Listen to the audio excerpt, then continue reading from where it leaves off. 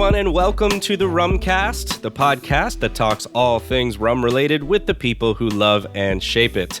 My name is John Gullah, and with me in the virtual broadcasting booth here is Mr. Will Hookinga, and today we have the pleasure of digging deep into the subject of Hawaiian rum and sugarcane cultivation with Steve Jefferson, co-founder and CEO of Kuleana Rum Works. But first, Will, I wanted to thank you first for carrying the previous episode with Ben from Isla Rum Company while I was out on vacation gallivanting around Italy. It took me more than a week to recover, but I'm happy to report that I have some good memories from it, and thank you for taking care of that. Yeah, give us the highlights. You know, everyone's expecting you to come back from Italy, loaded down with suitcases full of amazing, incredible independently bottled rum products that are only available in Europe. So bring us up to speed. What happened? So apparently I need some coaching with that because I did not accomplish the mission with that. We travel very light, number one. Yeah. And although somebody came up with the great suggestion of saying like, no, you put a suitcase in a suitcase and that way, which is an awesome suggestion, but we did not do that. So really didn't bring anything home that I would love to talk about, which saddens me because in my head, I was going to come back and have like fabulous rum stories and tell you about strange rums and cool things that I found. But unfortunately, what I saw there was, and I don't know if this is just because we were in certain areas within the cities like that are very touristy central because we stayed very nearby. We did Florence, Venice, Verona, and Milan. So in those cities, we were very centrally located, and what I saw was Havana Club, El Dorado, Bacardi, Diplomatico, nothing that really struck me as like something like, ooh, and even on the menus where we went to eat, I was hoping to find some different things on drink menus, nothing really there. You got to do your homework is the lesson. Yes. I think. You got to do your homework. And maybe I should have just taken the Uber ride to the place we knew, had good suggestions, but I just didn't do that. So, sadly, it wasn't a rum-focused trip as much as I would have wanted it to be, at least in some way, shape, or form. I was going to say, I did find a newfound appreciation, or a deepened appreciation, for what I would consider a complementary category to rum for spirits. And in some ways, it even has similarities with challenges in the market for rum, and that is Amaro. That was going to be my guess, but I didn't want to spoil it. Okay, yeah. So I found really interesting expressions of Amaro, both on menus at restaurants we went to and stores when I peeked in once in a while and I had a quick minute. I'm looking at these Amaros I'd never heard of and are super interesting. And then that led me on to like really quickly looking and saying like, well, wait, let me find out a little bit more about this. And I'm sure you know a lot more about this, I think, Will, than I do based on our previous conversation. You're giving me too much credit. Well, like rum in certain ways, I don't want to make too heavy a comparison here, but like rum in certain ways, there's different categories of Amaro, right? So you can dig deeper into, well, there's Amaros that are more like a Campari, which I know you're a huge fan of, and I'm not, and still am not, by the way. I went to the Camparino bar in Milan and still don't like it. Oh, is that like a Campari-themed bar, basically? I think it's where it's owned by Campari, and it's in the square of the Milan where the Duomo is, and it's like if you can't appreciate it there, then it's just not for you. I think it's just not for me. Aperol spritz, I'm okay with it, but like it's still not my thing. But those are considered Amaro by many people. Mm-hmm. But then there's this other type of Amaro that's much more of a sweet type of digestive drink, like the darker kind of Amaros. Ones, not I probably sound like someone talking about like dark rum or something right now. I'm exactly. The darker ones. We're total Amari noobs here. But yeah, and then there's Fernet, right? Which is also considered. So there's like all these different things in this one category, and I'm in for it, man. I found some ones that I loved. Have you ever heard of the Ramazzotti brand? I'm familiar with it. Maybe I've had it in a cocktail here and there, but the thing for me is I've kept Amaro at an arm's length because I enjoy it so much that I know if I if I put a toe in the water, I'm gonna fall all the way down the rabbit hole and want to taste like 50 different Amaros, and I just don't have the time, space, or energy to do that, while maintaining this whole rum thing we've got going. So I'm saving it for retirement or something, I think. I'm with you there, but I don't have enough willpower to resist some of the temptation there. I already made an order for some Amaros to come in, some different ones. There you go. It's not going to take rum space away. It'll probably take bourbon space away. I hate to say it, but from my bar. But I think they work really well together in some of those cocktails that I didn't expect. So I'm excited to keep diving into that category as complementary to my rum obsession. And it comes with a built-in excuse for having it, after a meal. You don't have to feel bad for having an extra drink because you're like, it helps me digest It's a digestive help. Exactly. Yeah, I'm with you. Yeah, absolutely. It's the bitters that, do this thing. I don't know. They tell the story that it's going to make your system. I don't know that I believe that, but I do enjoy it. I have no idea if it works or not, but I'm going to keep telling myself that it does. I'm glad that you found something in the spirits realm while you were there. I'm sure you encountered much more moving artwork and architecture and culture and food and all that good stuff. But that's a different podcast. Yeah, but before we get to the interview, one thing I wanted to discuss is first of all, I'll ask you: are you going to remember where you were on Monday of this past week, John? No. Wait, I'm trying to think really hard about what was Monday of this past week. Oh, the eclipse. Is it the eclipse? It is the eclipse. Okay. Well, first of all, here it was kind of a non-event in South Florida. Yes, we had a little bit of transverse coverage. Yes, but not much to really speak about. So that's why probably. But go ahead. Have you ever experienced an eclipse in the path of totality, John? Yes. There was one that happened a few years back when my girls were younger, and I just remember telling them at the time. Was it? Yes. When I was telling them, I was more concerned than anything that they were going to burn their eyeballs by looking at it. Right. So right. I just remember telling them, you can't look at it unless you have this stuff, and all that. But we enjoyed it. It was fine. You know what I thought was cooler than anything else? The shadows that are made with the circular, when you have the little pinhole thing. Yeah, those are pretty cool. So, yeah. So, what about you? Yeah. The 2017 eclipse came right through Nashville. We were in the path of totality, so I experienced, the mid-afternoon total darkness, hearing the sounds of the crickets and stuff coming out in the middle of the afternoon because they think it's nighttime. It was just one of the coolest natural experiences that I've had. And I think the last one before that was in the early 90s, and I have very early childhood memories of seeing that, but obviously I don't remember that much about it. So anyway, when I saw that Nashville was just outside the path of totality for this eclipse that we had this past Monday, I think Nashville was at about 90% coverage or so. Okay. But you're pretty close. Just a few hours over in Kentucky, there was going to be complete totality. And you know what? I was like, it's on a Monday, but I've got, a bit of a flexible schedule. I'm just going to drive out there and I'm going to experience it myself. I'm going to find a little back road away from people. I'm just going to go out there, pull over and take it all in, experience this, have a moment. The next one's not going to come through the US until 2 decades from now, John. Who knows if I'll even be alive then, Yeah. Hopefully so, but no one knows what the future holds. So why not? And so anyway, 10 a.m. Monday morning, I set out from Nashville. I need to drive about 2.5 hours northwest into Kentucky. I'm aiming for a little outside Paducah. And I quickly discover that there are many, many, many, many, many more people interested in seeing the total eclipse than I anticipated.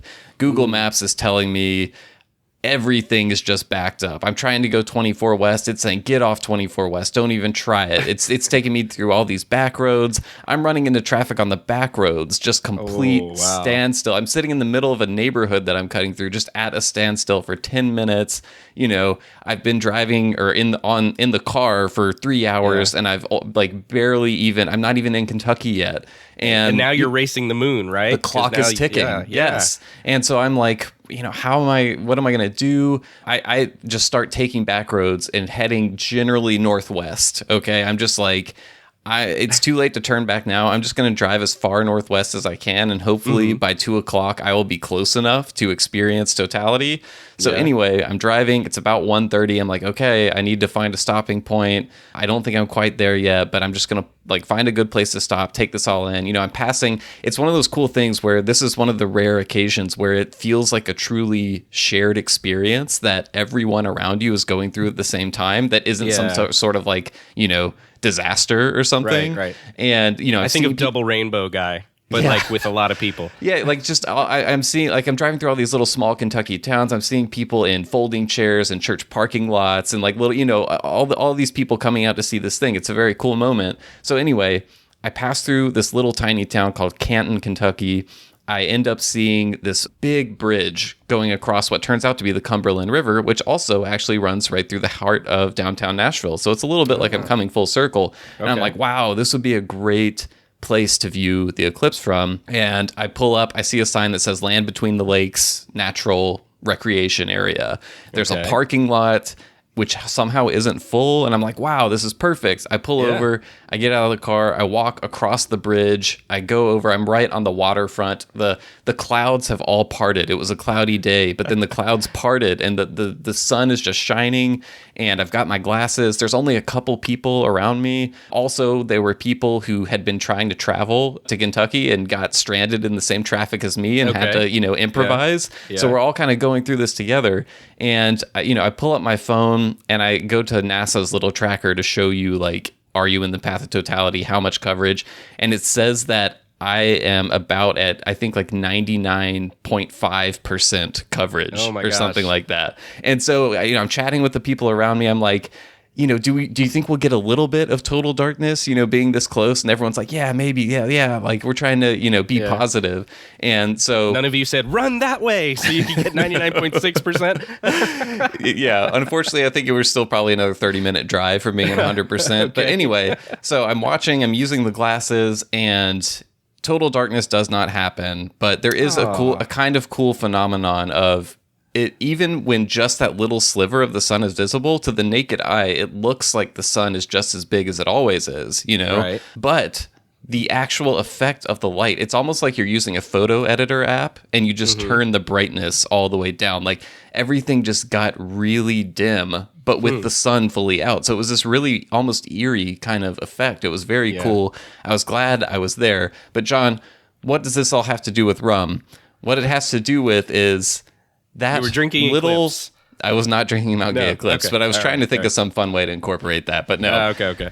That little 1% difference made all the difference. And, you and I, a lot of times, when we're talking about discussions of ABV, we often bring up 80 proof rums. We just wish they were a little bit higher ABV a lot of the times, because even going from 40 to 43% ABV to us can make a big difference, not just in like, oh, we want this to be stronger. It's more about accentuating flavors a little better, giving it a little more body, that kind of thing, feeling a little less diluted on the palate.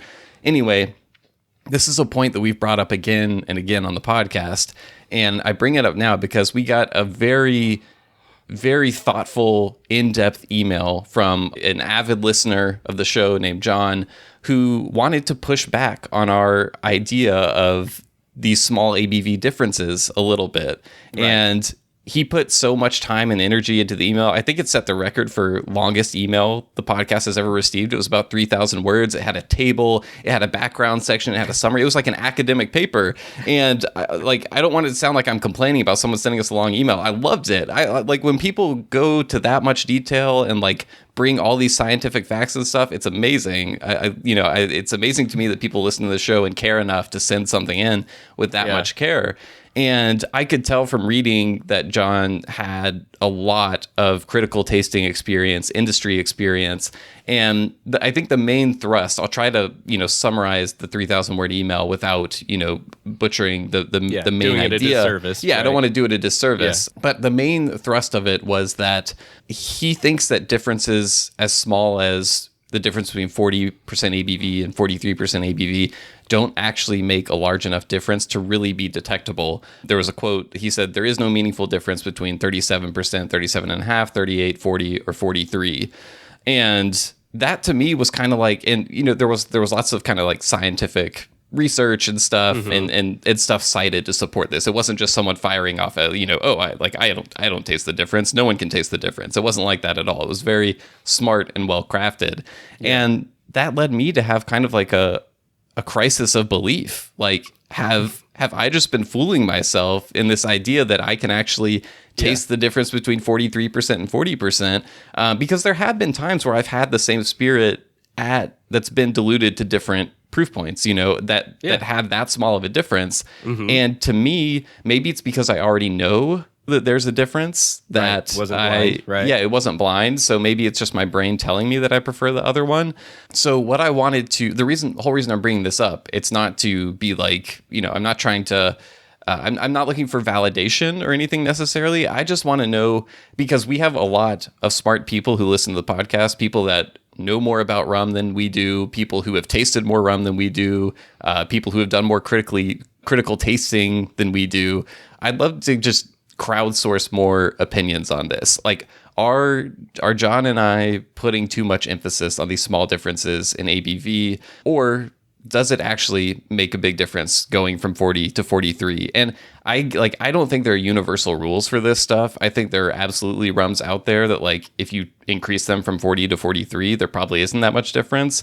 But my own experience of drinking tells me that, like, I've had rums where it would make a big difference. Right. And so I'm just trying to crowdsource opinions. I want more 3,000 word emails on this topic. I want us to be able to, like, publish a little book of just email chapters of various takes on this. So an anthology, exactly. Yeah. I'm wanting to hear more about this because if it is something that's mostly in my head, I should probably stop complaining so much about it. But so I just want to know what the listeners out there think. So send us an email, host@rumcast.com, host@rumcast.com, and let us know. Do small differences in ABV on the lower end, going from 40 to 43, can that make a big difference? And I'm not just talking about, like, in terms of more burn or anything like that. I'm talking about, like, making a rum more flavorful by adding a little bit less water to it when you're proofing it down.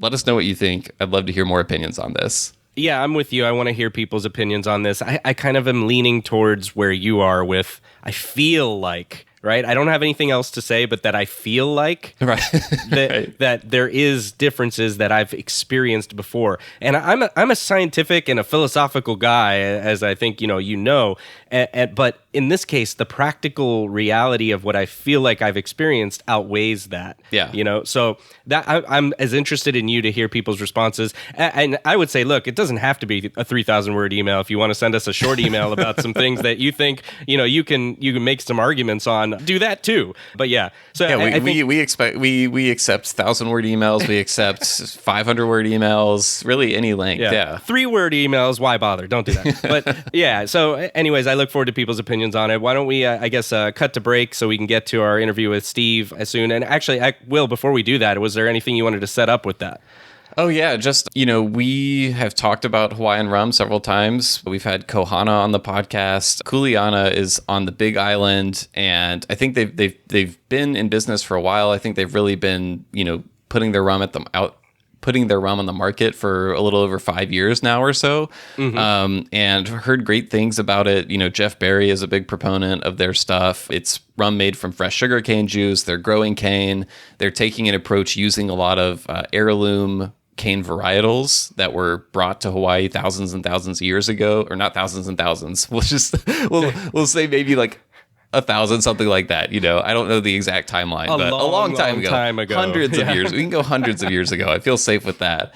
And, and those kind of fell out of fashion in favor of the type of sugarcane that works with, industrial sugar production and that sort of thing, which obviously that industry has since died in Hawaii. So they're bringing back these canes, which is, similar to what Ko Hana is doing, but their rum actually, I hadn't spent that much time with their rum just because it's not available near me, and they were kind enough to send us some samples, and I really enjoyed what I tried. And one thing that struck me was just how different it is from what Ko Hana is doing, because they're using similar types of cane. Obviously, there's like 35 varieties or maybe 40 or something like that. And so, there are differences, and Ko Hana is on Oahu, Kuleana is on the Big Island, so different environments.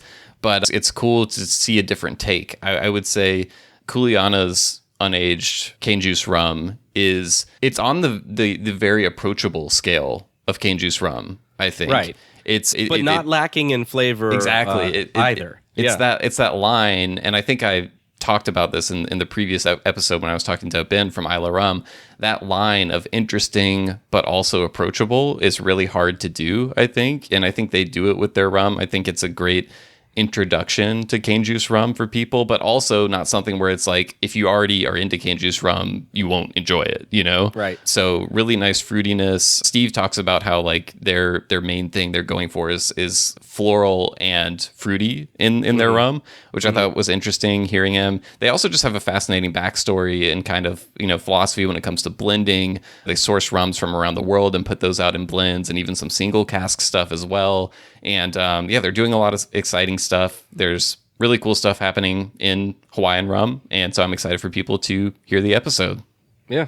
Every now and then you have even we who try a lot of different rums have a kind of a blind spot. And this is one that I had been meaning to try for a long time that I thought would be really worthwhile. And turns out that it really is, as you said. I mean, I really enjoyed the product and think it's something that I wish was more available. And hopefully, as Steve talks to us about, is starting to expand in its distribution. So for sure, great to have him on and good to talk about all that. And we'll cut over to that now.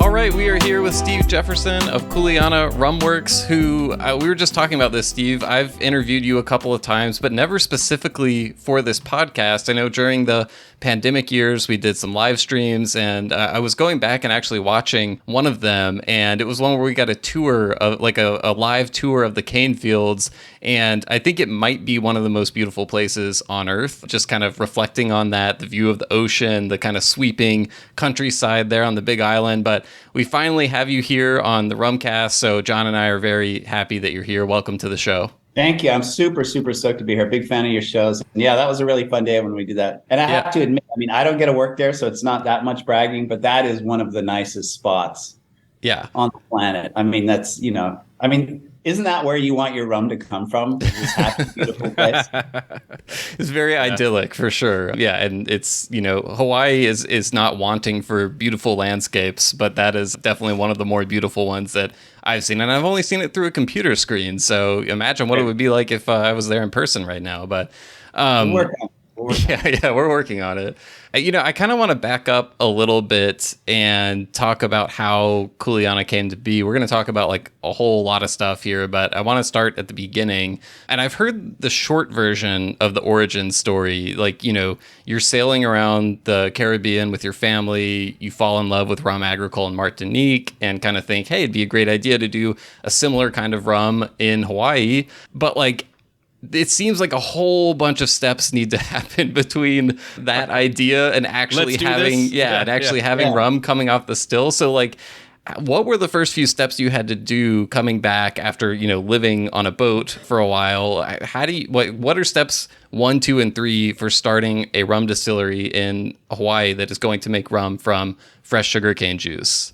Yeah, no, that's a really good question. So to your point, on the way back from having that good idea and committing that we're going to move back to start this rum distillery, the economic downturn we were on the boat because we sort of foresaw the economic downturn in housing. But so was this like 2007, 2008? Yeah. So we took off in 2006 because we could see that the housing market was peaking.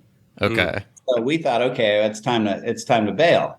And what we didn't realize is that it was being sort of hyperinflated with these CDOs and all these other crazy financial instruments that caused. So you weren't quite on like Big Short level of foresight. Yeah, exactly. Like we knew to short it, but we didn't realize how much it needed to be shorted. So when we got back and we're traveling across the country, literally to go to Hawaii, you know, because we had our stuff and we're driving our stuff back across country so we could fly from California back to Hawaii. I started seeing foreclosures in every state.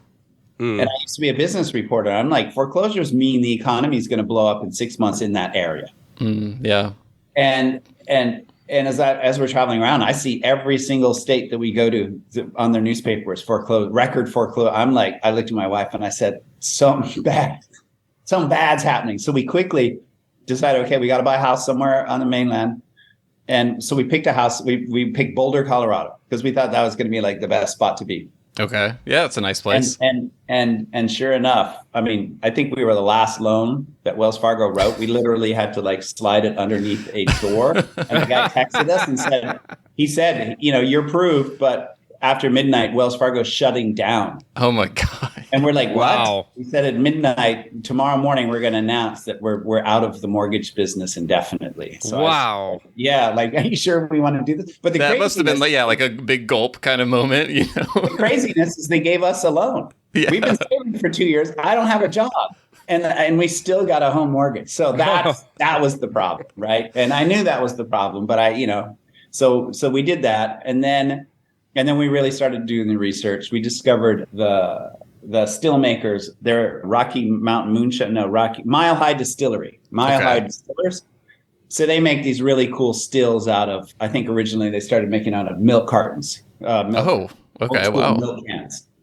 And then they put columns on them and stuff. So we bought one of those and, we basically moved back to Hawaii, learned how to, waited for the economy to settle down a little bit.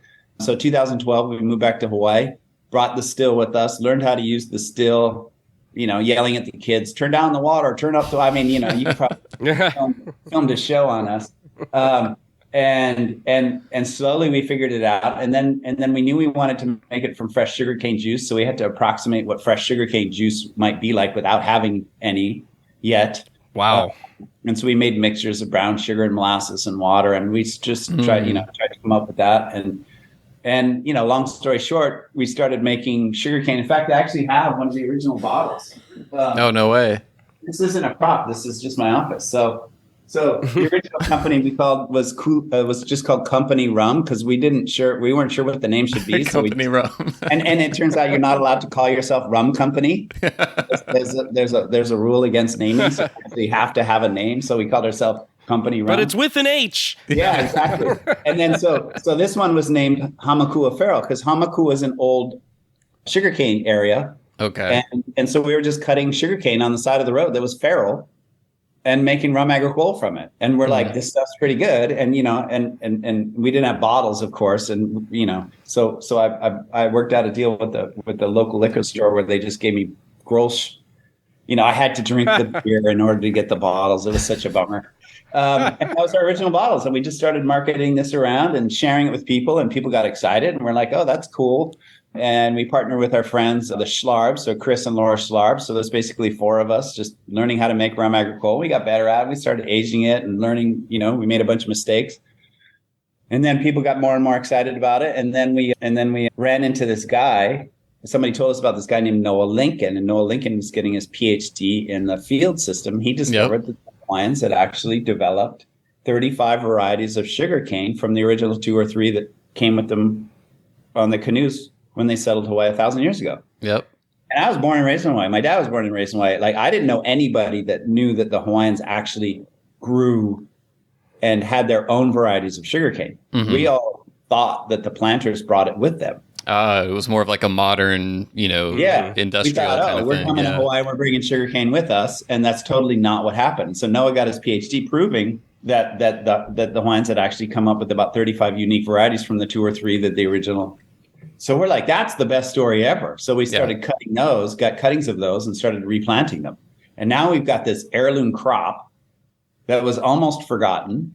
And the beautiful sugar canes. I'm looking around. I'm wondering if I have a book here. Here's just the picture. I love that my props are so readily available. I know. Yeah, they're right behind you. Yeah, I ordered a copy of Noah's book, and there's so many like the varieties are so picturesque almost, and so they're vibrant. Incredible. Yeah, and they're so different too. Mm-hmm. Yeah, they're beautiful. So this one's sort of this bright pinkish purple, magenta color. To your point, there's some that are almost black. There's some with lots of stripes.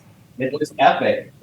So anyway, so we learned about the different canes, and not only was it a fantastic story, but these are epic sugar canes. I mean, the flavors on them are unbelievable. And then I realized that this was the last. First of all rum has to be made from sugarcane, and we just happened upon arguably a cache of sugarcane that is actually the last of the developed sugarcanes from the people that developed sugarcane from nothing. Mm. So over millennia, the Pacific Islanders have been discovering and cultivating these sugarcanes and developing them into new plants.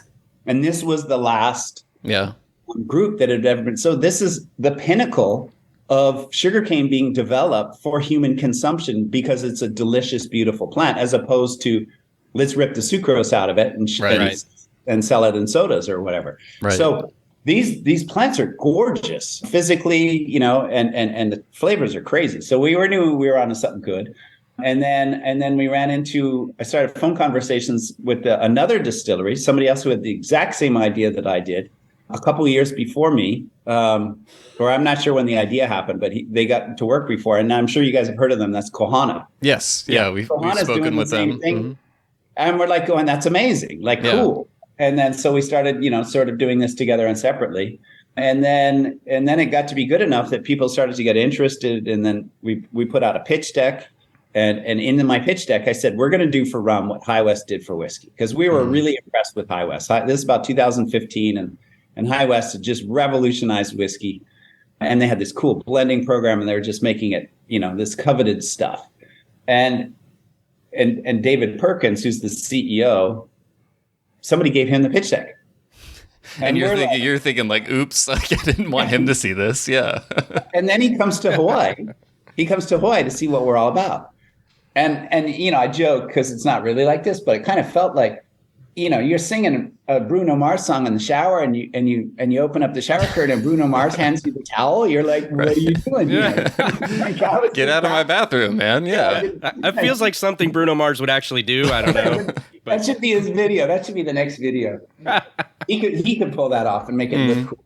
So anyway, so he comes out and he sort of scrutinizes what we're doing, and he signs up. And so he invested. He brought a bunch of High West investors. He brought a lot of his knowledge. He brought his blending expertise. So we're off at the races now. And over the years, we've raised close to $15 million. Wow, I didn't realize it was that much. And we have a start engine campaign now. We can talk about why that versus the way we've done it in the past, which is really interesting. I think a lot of entrepreneurs should be aware of the differences because it's cool.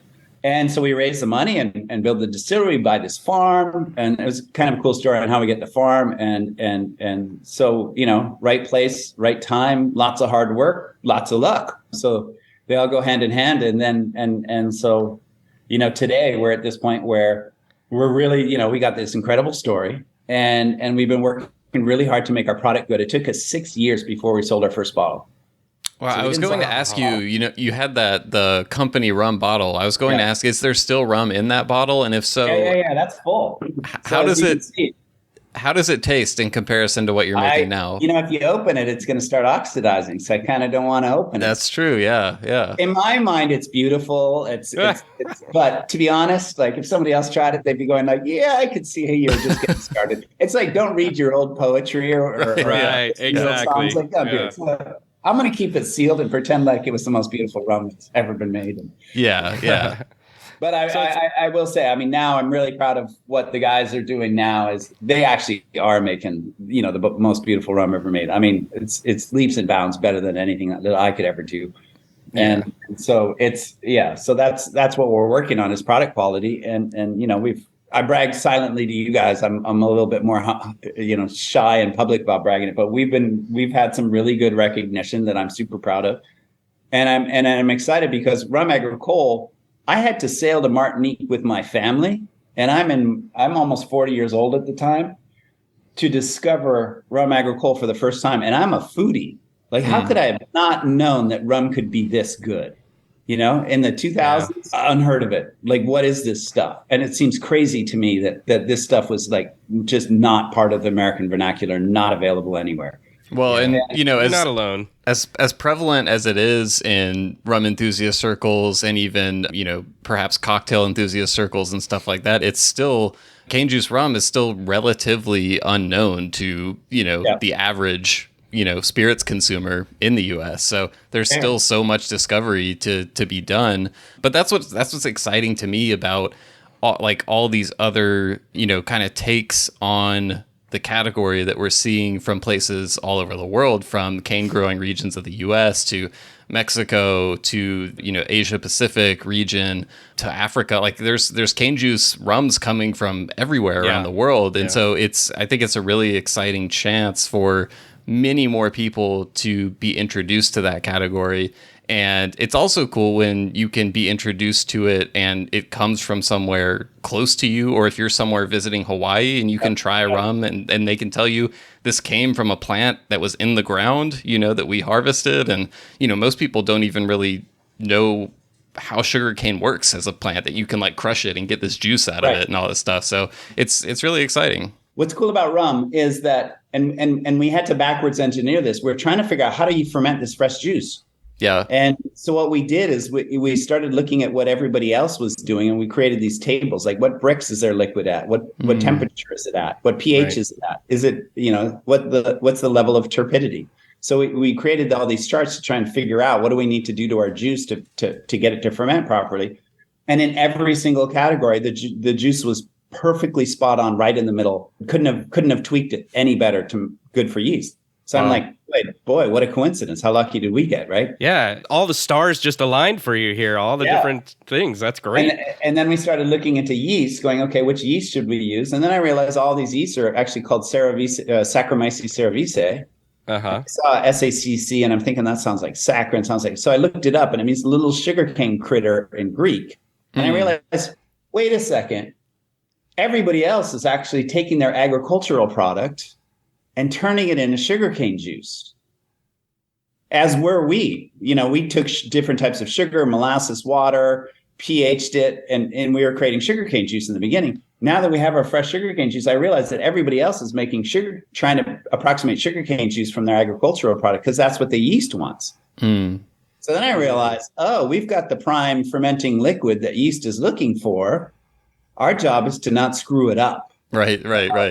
And so the difficult part for us, so that sounds really easy, but it turns out the difficult part is because we don't heat it and we don't process it at all, it's the wild, wild west for all microbes. And so to get your yeast to win in that fermentation takes a little bit of finessing. And that took us a few years to really figure out.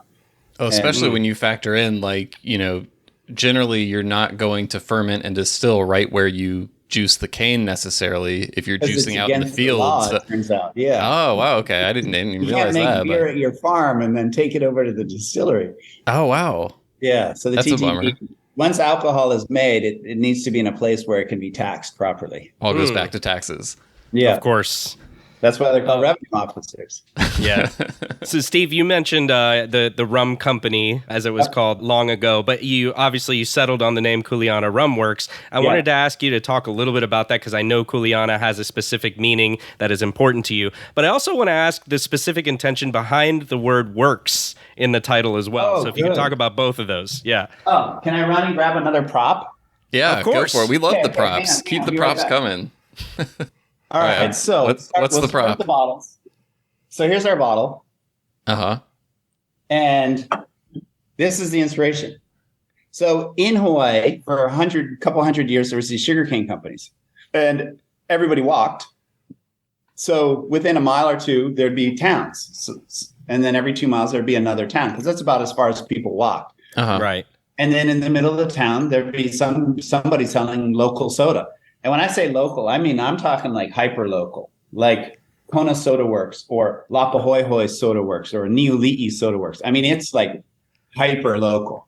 And so, for example, this one's called Pacific Soda Works and see the investment. And then this one's called Kona Bottling Works. Wow. And then they would say Kona Hawaii. And so that's why we're actually Kuleana Rum Works. The inspiration came from the soda bottles. Yeah, so it's basically a blown up version of this bottle. So this is that's really cool version of this. Same font, and then we added works because it implies as though there's this generational knowledge. Craft distilling was this really big thing when we were getting started, and I didn't want to. And let's be honest, craft means there's like some passionate people, but it doesn't mean it's good. Yeah. Right? It doesn't necessarily mean it's good. Yeah. And so I realized, when you're going from 200 distilleries to 2,000 distilleries, there's going to be some shakedown. So I wanted to really differentiate ourselves with the name so people understood, like, we're actually trying to say that we're going after quality. And I think that's what Works says. And Works sort of reaches way back And I kind of wanted to bring it back into the future. And so, I mean, yeah, so just, pulling this thing. Similarly, that's kind of what we're trying to do with the sugar canes. So the sugar cane is this incredible story of people discovered this plant. All life needs sugar to live, period. It's the central energy source. Sugarcane plants do it better than anybody else. These Pacific Islanders discovered it 10,000 years ago. They've been cultivating it into a plant and spreading it around as part of their culture. It stopped during sugarcane days because they weren't efficient plants, or they wanted, something that stacked better in trucks or didn't rot in the field or whatever. Right. These plants were forgotten. We want to take these plants and bring them into the future. We're like, no, please do not stop the development of these gorgeous plants. Let's keep this going, right? And nobody can own it. You can't patent it. You can't, well, somebody might try, but hopefully nobody does. We don't want somebody like taking this plant and it's our plant from now on, and now you have to pay us licensing fees. We want this to go forward. So that's kind of like what work says to me. And the bigger thing that we're getting to is that's really kind of what Kuleana means, to answer your question, John. So if you look in the dictionary, Kuleana will say responsibility, but that's only part of it. Kuleana it's the rights and the privileges that you're awarded if you're willing to be responsible for something. And the amount of rights and privileges you get are directly reciprocal to how well you're managing that resource that you've been given the responsibility for. Man, I tell my kids that all the time. Exactly. So it's something that we all know, right? And Pink Floyd told us, right? You can't have your meat if you don't eat your pudding. That's right. How can you have your pudding if you don't eat your meat? Yeah, right, that's right. It makes sense to me because in America, pudding's a dessert, and I'm like, sold. I'll start with I now know that pudding is anything in English, but right? So it's the same thing, and it's why beer tastes so good after you mow the lawn. Like if you're drinking beer at 10 a.m. on the couch, it's not at all the same as at 2 p.m. after you've crushed the lawn. That's right. Yeah. That's 10 a good times point. better. Yeah. So that's Kuleana, right? That's like, okay, now you can enjoy the rights and the privileges, and life is just better that way. And so that's kind of such an amazing value that's very prevalent, especially on the Big Island, but it seems like it can be lacking in areas where people are frustrated or feel conflict or lost. I find that there's a lack of Kuleana there. There's a lack of people realizing, you know what, we just owe it to each other. This is the stuff. Let's do the best job we can with it and let's share it. And when you start doing that, so that's what I want to do. And if we can have a spirits company, and so we're additive free, right? No colors, no flavors, no sugars. We're super full disclosure. We put everything that we do to all of our rums is on the bottle. We want everybody to know what ABV we want everybody to know everything. And because knowledge is power. And if we can show that you can make better products by doing that, and you can create more value for your company by doing that, then there's no reason to do trickery. There's no reason to pick a cheap syrup to make your near vodka taste good. There's no reason to pick, cultures to represent your brand that probably aren't, no offense, but Pirates probably isn't the best. It's fun and all, but I don't know if, I think there's a lot of people that might have trouble with Pirates, especially the people that, so that's what we're trying to do. And that's where Kuleana comes in. But it does hold us to a level of accountability where people can, see, okay, you need to follow up on this. And it's nice to hear that, it sounds like it's something that you are truly living. This is not just an ideal that you're just kind of putting out there. It sounds like you're upholding your end. When you talked about Ko Hana earlier, even before you mentioned what Kuleana means, my first reaction was like, not a lot of people are going to react the way that you reacted to find out somebody had the exact same idea in the exact same space you did and was like, had a 2-year head start, Yeah. But the way you were describing that and saying, hey, cool, we can, learn from each other and do this and be successful, to me sounds like what you're espousing, the idea of Kuleana and living that through. Yeah. Because we all want rum to be better. And if somebody else is willing to go in and spend a few $1 million trying to make world-class product, that's validation for all of us. We're like, yay, that's what we need. And they make a beautiful product, right? And they're helping grow the same sugarcane. So it's awesome. So more of that, right? Yeah, actually, I want to circle back to that in a second, but first I want to take a complete detour because my mind is still stuck on the soda companies that you were talking about earlier. And this may be completely not the reason, but was part of the reason why there were so many local soda companies? Was it because it costs so much more to bring mass market soda, products that are available in other parts of the world to the island in those days? Yeah, you ready for mind blown? Yes. And this is a great segue to rum. There were no shipping containers. Oh, wow. Yeah. And guess what shipping containers were?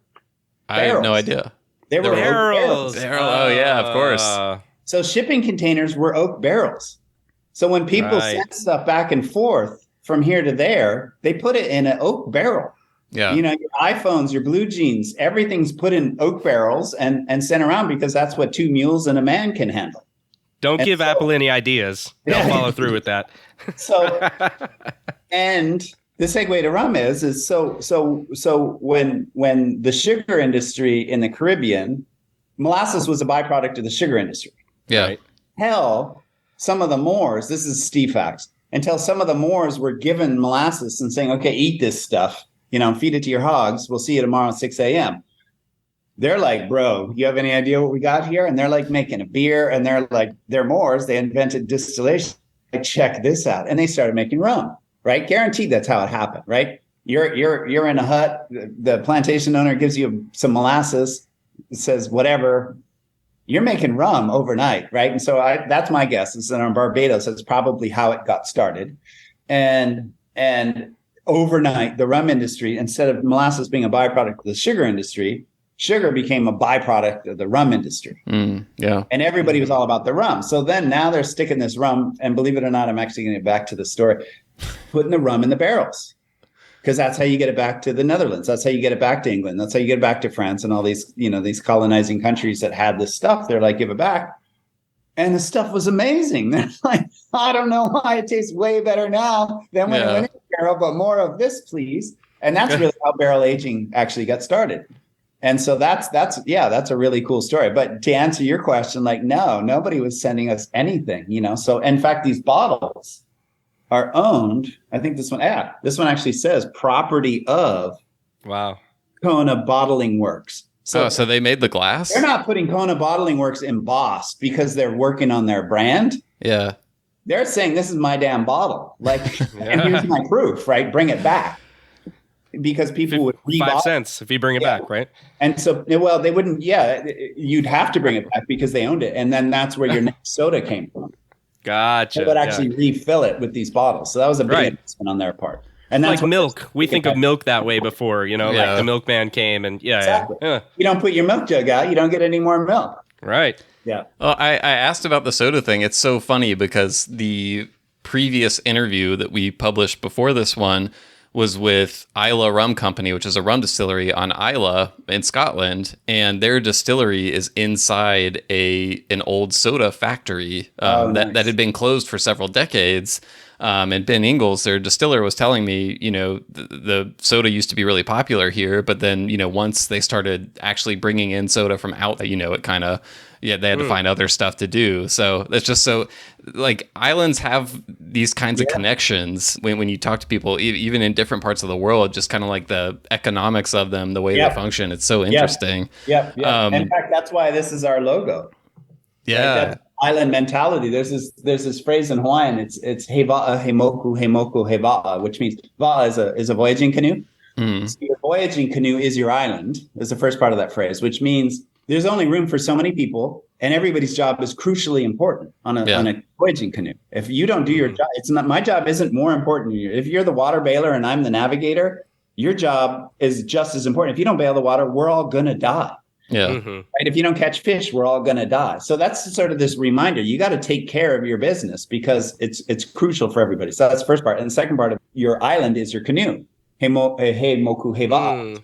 So once you get there, don't pretend like you have unlimited resources. Don't pretend like it doesn't matter anymore. Don't pretend like your kuleana isn't something you need to follow up on. And so islanders all think this way. Because we all realize that you guys aren't going to be sending us bottles, so we got to make our own, right? You're not going to be sending soda, so we got to make our own. Figure out that pretty quick, Yeah. So I think all islanders do that. To your point. Yeah, getting back to rum, one of the things I want to talk about is your approach to blending, because you mentioned High West earlier and how part of what they made their name on was doing these really interesting blends in whiskey, bringing different styles together and that sort of thing.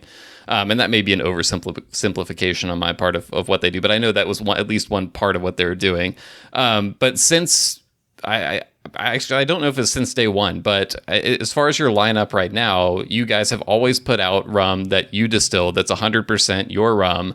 But then you've also put out several different blends. I know you have a blend of unaged rums that features your rum and also features a rum agricole from Martinique and a rum from New Guinea, I believe. And then you have an aged blend that features, rums from all over the world. And so I know that can be that releasing sourced blends can be sort of an economic outlet for young distilleries.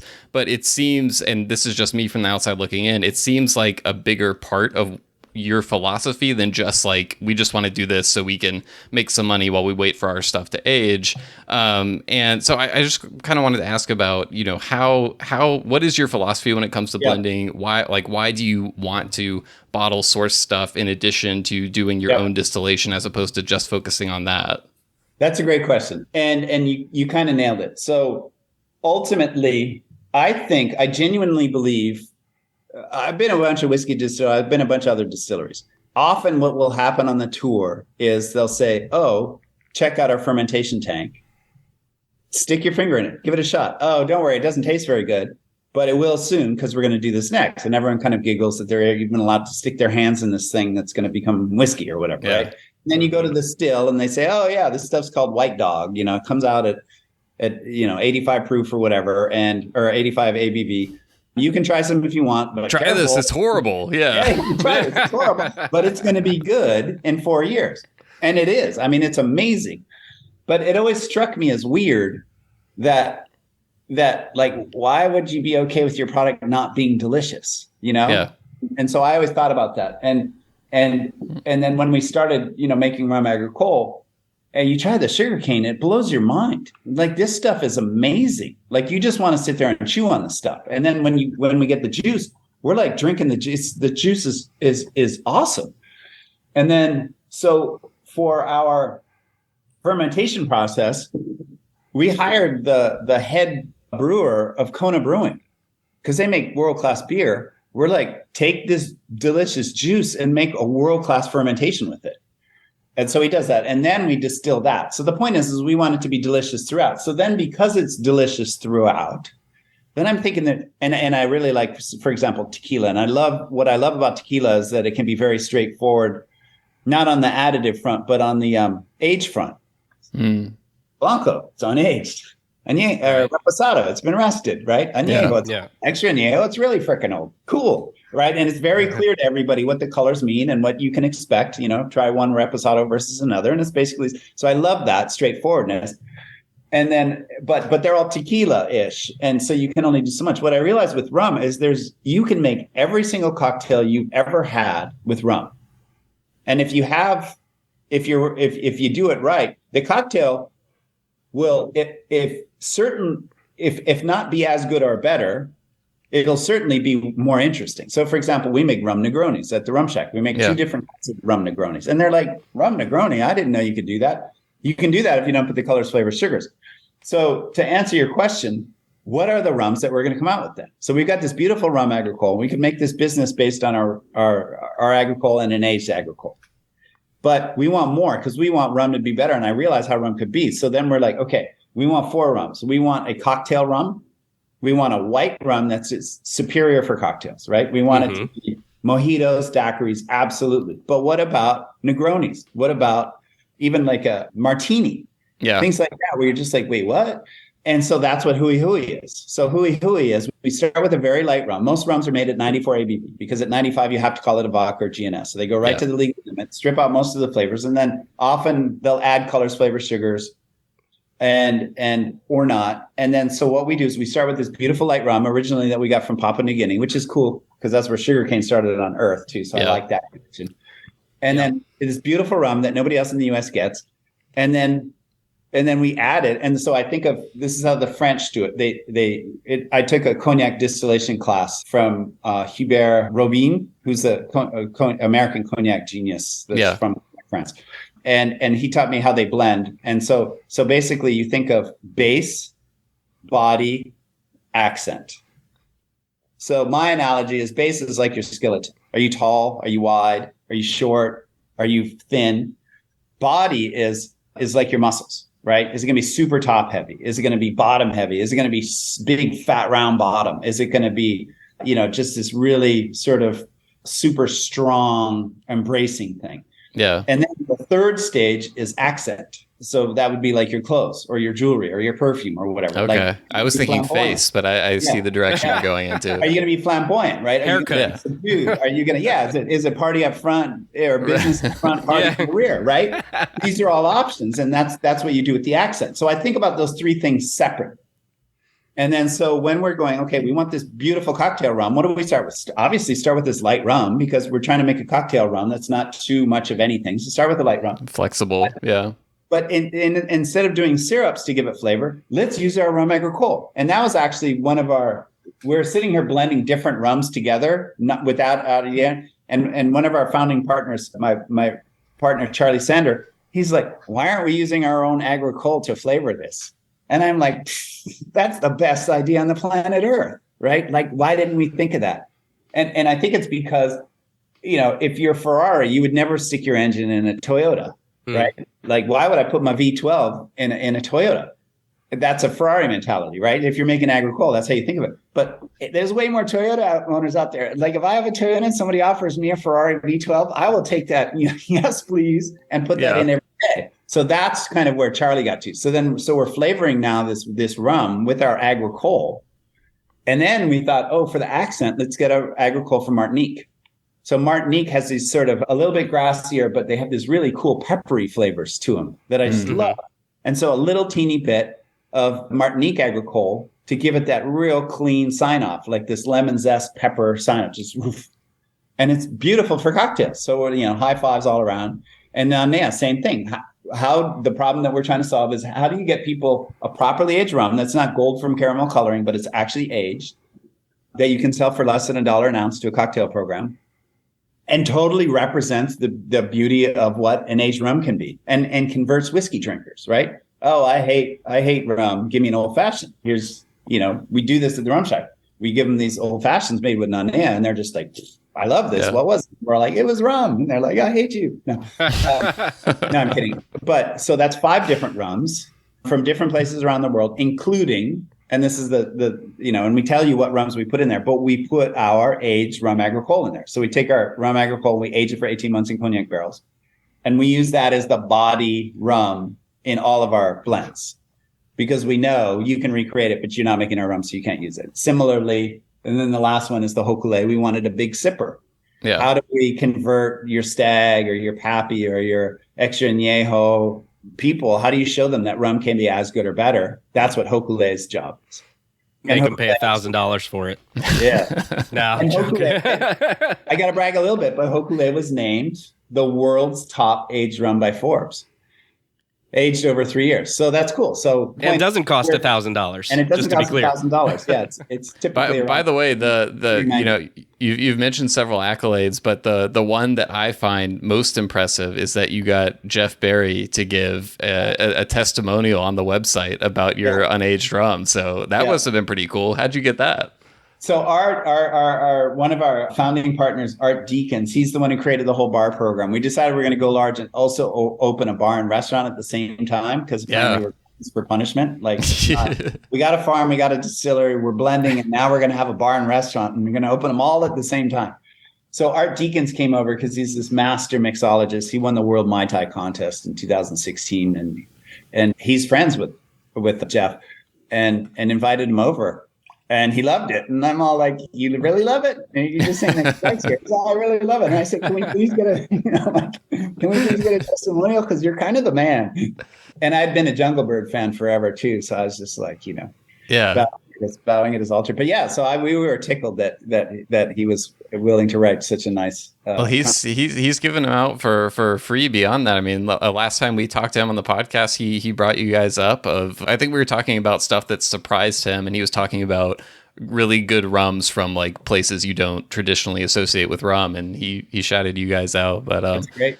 One other thing I want to mention. That episode, by the way, I was like, can I cut this out and stick it on social media? Yeah, feel free. One thing I wanted to bring up real quickly, because we had to bring up the same thing with Kyle from Ko Hana, and I know we have listeners right now because our listeners are like the most hardcore of hardcore rum fans. I know we have some who have been saying to themselves, Steve, why do you keep calling it agricole when agricole can only be made in the French islands? So I just like, totally what is your approach there? Because I know the inspiration came from Martinique. I know when you guys were developing your recipe, you got, what is his name? I wrote down his name. Gilles Cognier. Yeah, he spent 30 years as a distiller in Lamani. So yeah, talk us through your philosophy there.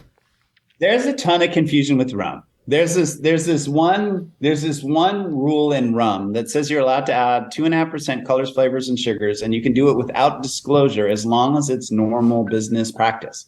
Yeah. Which means we could all collude and decide whatever was okay, and we could all do it. So because of that, there's all these different things about rum that's very confusing. And to me, so as an outsider, total outsider to this industry, like the day we decided we're going to start a rum company, that morning that we woke up, we had zero intention of ever having anything to do with alcohol other than drinking it at bars or at home. Yeah, honestly. And so as from an outsider, I get it. And so I'm trying to like break this apart and reduce confusion, reduce the noise. So you'll see like on the back of our bottles, we have these graphs and we say, what ABV was it distilled at? What barrel was it aged at? We love the details. We love it. Yeah. What was the source for the fermentation? Like these things matter regardless of what the spirit is. So similarly, rum agricole, the French, like you gotta love the French. Like people have been making beautiful rums, and the French are like, check this out. We're gonna make it with all the juice. We're like, that's totally cheating. Like, how come we didn't think of that? Right? And they make this thing that everyone's like, wow, right? And so that was my reaction. So it's like you gotta give them credit for it, right? You gotta give them credit. And I understand that the AOC, if we were in France, we wouldn't be allowed to do it. But we're just trying to acknowledge, like, this is your category that you made up. We're trying to follow your rules as much as we can. You know, there's certain things we can't do. Like, obviously, we use our sugar canes instead of theirs because we think ours tastes better. And we use this type of still that we have because we think it makes a better agricole. And we do certain things because we think there are better tweaks on it. But we want people to start at a place that's known. And we want to do it with as much authenticity. So you could say, okay, I can see why you're calling it agricole. Legally, it's not, but you're definitely not breaking any of the real tenets of what agricole should be. So, for example, yesterday at the Rum Shack, 2 days ago at the Rum Shack, I was in there, and this French guy comes up to me, and I'm like, uh-oh, right? And he's all, so I'm from, with the heavy French accent. He's all, I'm from France and I love agricole. And I heard you guys had agricole. So I tried some in the store and I was like, and he's all, I loved it. And I'm like, yeah. He's all, so I came in today to try it in as many cocktails as I can. And he's like, I can't believe that there's an agricole that's not from Martinique that tastes good. And So that's, that's, in all honesty, that's why we do it. And we didn't want to come up with a new name. And kudos to Ko Hana because they actually started using it before us. They called theirs Hawaiian agricole rum. And so, we talked about that. Years before we launched, we both talked about using the word agricole, what it meant. And the thing that, I'll speak only for myself, the thing that I really liked was Hangar One, the guy that did rum in San Francisco. I can't think of his name. After Hangar One, he came out with that really cool spirits brands. St. George? Yes, thank you. Yeah. Brilliant. Yeah. All I need is a rum expert on the panel. So St. George is the one that got TTB to allow the word agricole to be used. I think they were the first. Yeah. Yeah. So I would guess that TTB didn't even they just saw it and probably didn't even know what it was. And we're like, sure. TTB definitely scrutinizes things. So by them not waving it past means that you've gotten the okay. So I believe my understanding is they did a bunch of work to allow that to be used. So that's why we're trying to do that. Gotcha. We want to We want to hop on a known way of representing what we do and reduce confusion. So let's talk about the sugarcane a little bit, actually. So you mentioned it. You showed us the beautiful picture earlier of the red, colored cane, and we mentioned you've talked to Will in the past. I know, but 35 different varieties plus.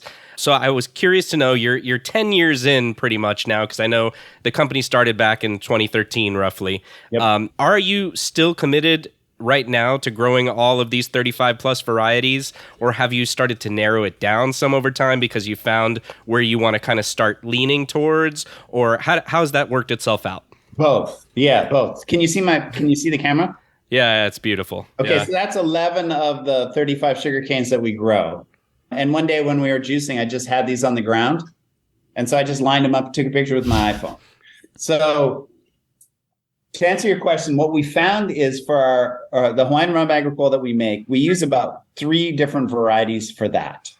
And those are the ones that over time, because in the beginning, when you're not that good at distilling, the difference between distillation batches might not be the cane variety. It might be any number of variables that go into it. So it took us a long time before we could actually say that this one tastes better because of this variety versus that variety. Rum algebra. Yeah, to isolate the variable, right? Yeah, exactly. Wow, boy, we could have used you 8 years ago. Jeez. That's totally not how we did it.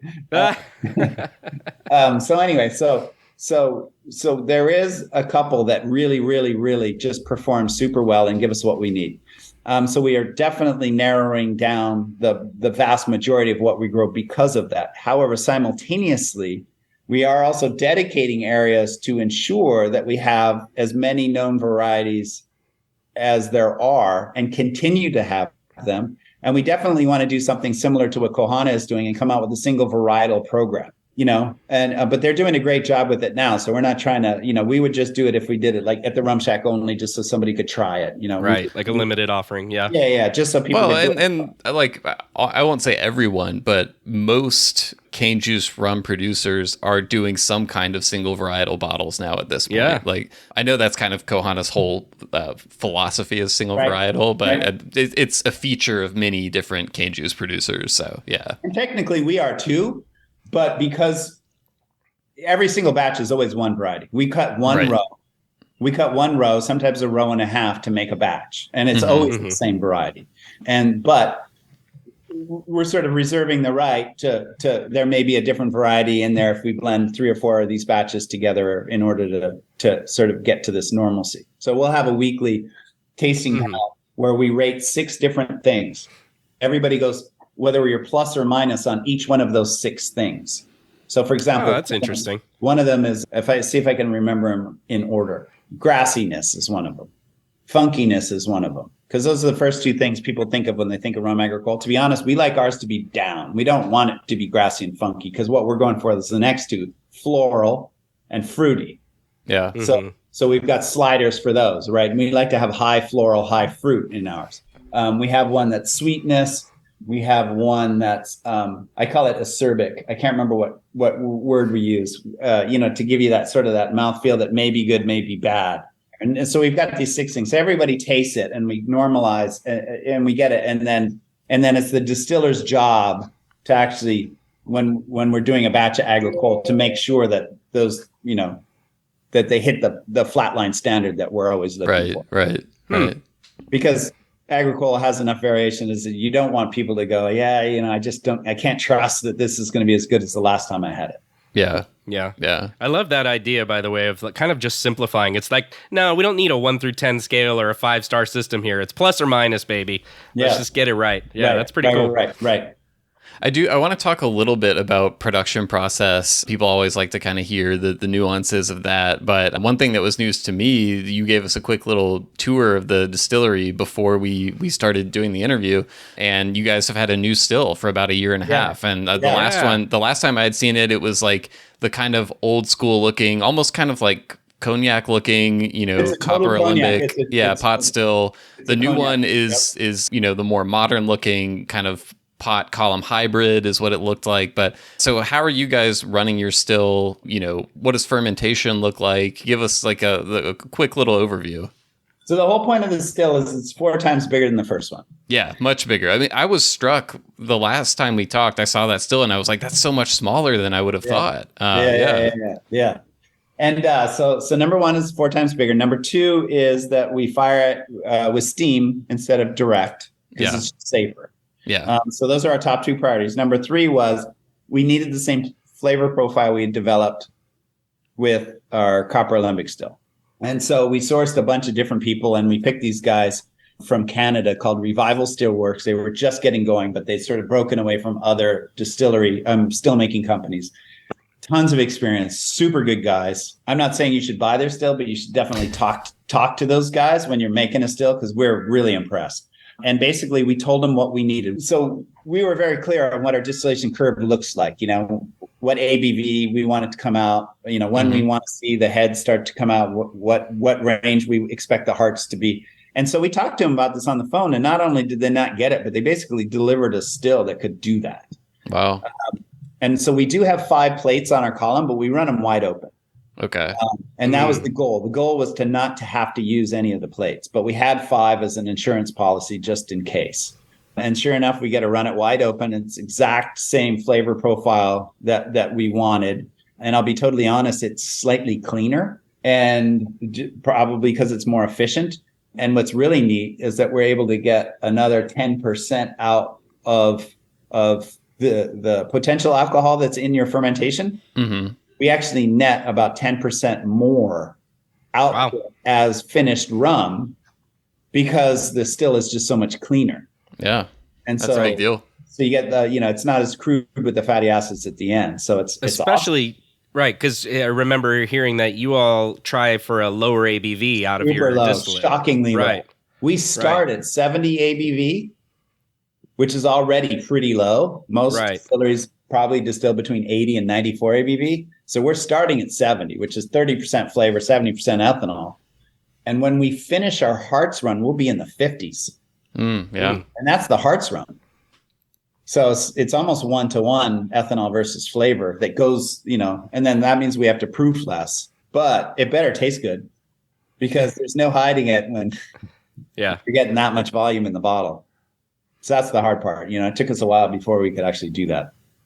And fermentation wise, we're not getting like super long, multi-week wild fermentation. This is a little more controlled, right? What you guys are going for. One of the cool things that Gilles did is as you averted to, is that Martinique they're rum agricoles and AOCs, so they have to use this. So he's got this little black book of stuff. He's all like, if we're up to me, I might try this. So we tried a couple things, including the yeast that we use. So now I can't tell you now that I've said that, but it's amazing. And it was not intended at all for what we're doing. You're doing what? So this isn't just, rum yeast X or whatever, the first thing that they send you when you say, I want to make rum. Let's just say, I don't think it'd be on anybody's top 10 list. Okay. Gotcha.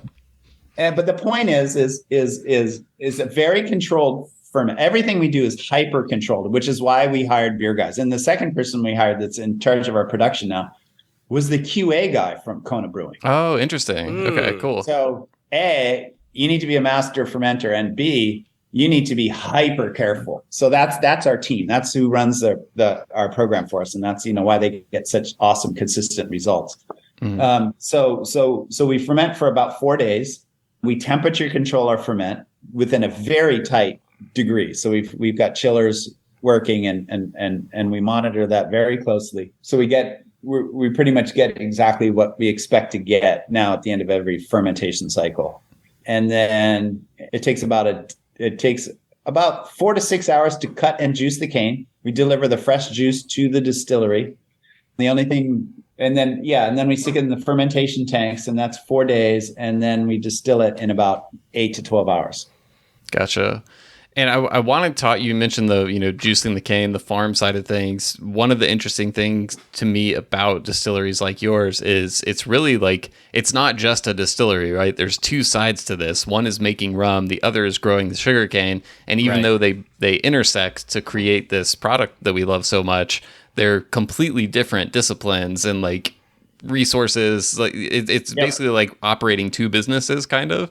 Yeah, and if it will, we're actually farmers, we're distillers, and we're blenders. Yeah. Yep. Yeah. And those three different things. And right. So that's everything you can do in the spirits world. And many spirits brands actually don't do any of those things. Yeah. Right. It's still totally legit. I buy those products and love them. So the fact that we're doing three of them can get very complex. And then we also run a bar and restaurant, which is crazy. Yeah. I forgot about that side of it too. Yeah. So you're up That's to a lot 4. of hats to switch out. Yeah.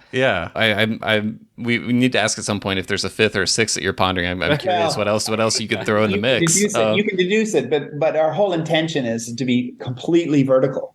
Like there's no way you can deliver what you want to deliver unless you own every single part of the process, period. Yeah. Yeah. So from the way the soil is treated to how the Mai Tai is served is under our control. Yeah. On the note of the farm, I think it's about 45 acres. As I described earlier, it's beautiful land overlooking the ocean, that some of which you're using to grow cane. I think last time we spoke, you talked about you guys were working on a visitor center out there, so we can get an update on that maybe. But how did you get the land in the first place, and how has kind of your approach to growing cane evolved over time? Because like I was saying, that's as much as we talk about making rum being a learning process, farming and learning how to do all that is an enormous process. And from talking to other producers who have gotten into it for the first time, for a lot of them, it's much more labor intensive, much more complex, much riskier than they were initially anticipating, with all that can go wrong with it. So take us through the story of farming. And I don't know if you guys remember Mr. T from the 80s and 90s. Oh yeah. I pity the fool who doesn't remember Mr. T. I got to it before you did, Will. Damn it. I pity the fool that has his own farm. It's like, it's really, really, really difficult. And so I have this sort of philosophy that I think is sort of the Hawaii way, which is why the Hawaii way works so well, is the Hawaii way is this multi-generational decision-making process. So the decisions are typically made with what are like 4 ancestors from me going to think of this decision that I made versus what can I get out of this week? And so I boil that down to this thinking of this thing that I call easy choice, hard life. Yeah. Hard choice, easy life. So people in Hawaii are happy to do hard choice and easy life. Some people come over here and they're like, oh, everybody's so laid back. Everybody's so whatever. That's because they already did the hard choice, right? They've already decided we're going to live in Hawaii and we're not going to have this job. We're not going to try and compete with you, right? It's not important for us to have a BMW, or it doesn't matter. Or we're going to have multi-generational family living on our compound because I don't want to have to worry about what my mom's doing when she has Alzheimer's or whatever, right? Mm-hmm. And so hard choices to make, but then easy life because it's you got it all figured out. So similarly, that's the approach we took without realizing it was just obvious. When you're born and raised here, you would just do it that way. So when we started the rum company, it was just apparent to me that we needed to do everything. And it's not from a business standpoint, but from what we're trying to pull off, it is. And so having it be baked in from the beginning makes it a lot easier. Like, I think it'd be very difficult to take a viable product and then say, now we're going to grow our own inputs and still make it viable. Yeah. Like, I don't know how you do that because it costs so much money to grow and to control and stuff like that. I mean, there's a reason why container trucks full of, malted barley show up with this beautiful product for you. It's like, you don't want to be doing that. Did I answer your question? Oh, I also love to hear like how you guys, settled on that site. Yeah. So we knew we needed to grow these heirloom Hawaiian sugar canes, and we knew these sugar canes weren't grown anywhere. Yeah. They're only grown in isolated spots in these families that have been sort of cherishing these plants for generations that Noah went and discovered and took cuttings of in DNA. And so he's the one that sort of found that these plants were even around. And so 35 of them had roughly the same DNA signature, and he realized the story that we talked about. So he had a little collection as he was working on his PhD at a not an arboretum. What do you call those things where plants are? I had the St. George answer. Yeah. I don't have the answer here. Botanical garden. Botanical gardens. Okay. So there's this botanical garden where these plants were. So he let us take cuttings of them all. And so sometimes we only had one cutting. And that cutting could hopefully come out with one plant that does 25 stalks. So So we had these cuttings in my yard, and I don't have a very big house. And we had 600 pots in my yard, and all the neighbors looking at us going, "These freaking, like, what are you doing with sugarcane, bro? Like, yeah, sugarcane's done. Like, growing sugarcane in your yard." I think this is a first for the HOA, right? Yeah, this type of violation. My neighborhood doesn't have an HOA. So we have these pots of sugarcane, and we leased some land to grow the first batch of them. And then that's where we saw how the plants actually grew. And then that gave us enough cuttings to actually get on the next sale. And it's roughly, 100 to 1 propagation. So one little piece can net you at least 100 pieces in about 2 years. Wow. So we're going through that cycle. And then meanwhile, we're doing the fundraise and all this other stuff that I was telling you about. And I identified this piece of land that I'm like, this is the spot, right? This is classic hidden Hawaii. And it was formerly sugarcane land. So I was very sensitive to the fact that I didn't want to take out land that could have been higher use agricultural land or housing, or, I didn't want to compete because, with something else. So it was former sugarcane land, and now it's rent fallow and it's used for cattle. So cool. So that's perfect. And then I looked at the maps and noticed it was the sugarcane company had called that the prime A spot. So this had a AA rating. So this was one of their highest outputs. So I'm like, okay, soil's good. And then there was water. There was a ditch water there. So that was awesome too. So I approached the landowner. I don't have any money. We haven't raised any. And I say, I'll give you 50 grand. And we negotiated a price for it. And I said, okay, I'm going to give you 50 grand. And in 12 months, I'll give you all the money, cash. And if I don't give you all the money, then you just take the 50 grand. And he's like, isn't it possible to finish the sentence, right? I think I saw that scene in There Will Be Blood, right? Yeah, right. But we pulled it off, and we came up with the money and wrote him his check, and everybody's happy. Wow. And we scored because we have 45 acres of land on the coast for, I'll just say, 6 figures. I mean, it was way less. Oh, really? Yeah. That's great. So we're super excited, and that's where it is. That's amazing. So how much of that now is being used for sugarcane? And do you anticipate a day where like 100% of the land is all being used for sugarcane? Are you still planning visitor center? Like, what do you see as kind of the future of that area? Yeah, by planning purposes, roughly half of it is set aside for sugarcane. Okay. So it's almost split into like these 2 parcels. Half of that, so roughly 20 acres. And but if you actually measure it, if the CFO would say it's probably 14 acres that are actually planted. Okay. And then the remaining part we're planning on just keeping open. So we have permission to build another distillery and a instructional education center that includes our second Kuleana Rum shack. So nice. Okay. And that way people can come out and just get the whole experience. And then that would be the agricole program, if you will, so that it would be completely all on one parcel, all the agricoles there. And then we'll keep your current distillery could be more of focusing on the blending and stuff like that. And is just that right? shipping and warehousing, because we went from 1,800 square feet to, I think we have 8 or 10,000 square feet now. I mean, it's a big building. It takes a lot of space to store bottles and things like that. So how 10 years from now, or I don't know, 5 years, however, how much do you guys want to scale production of the rum you're distilling? How much more rum do you want to be producing in the future? Do you, I don't know the ratio of rum that you guys produce versus what you blend right now, but are you hoping that over time, at a certain point, you're making more rum than you're blending? What does that look like? Yeah, good question. So it's obviously the amount of agricole we sell relative to to everything that we sell is a percentage, right? It's a smaller percentage. And that's the point, is that people can get the high value of agricole in their everyday products. Well, not every day, but like a premium well, our hui you can buy for 85 cents an ounce. Like that's a smoking deal. To get an actual unadulterated agricole based rum is awesome. And so one of the questions that I hear your line of questioning going, so I'm going to suppose you're headed there, is like, do we have enough land to scale? And what would that farm look like when we fully scale? The good news is that you don't need that much land to make tons of agricole. It's a pretty efficient plant. So even if we had 200 acres, that'd be more than probably we'd ever need. And that'd be like, past 100,000 cases type volume. Wow. Yeah.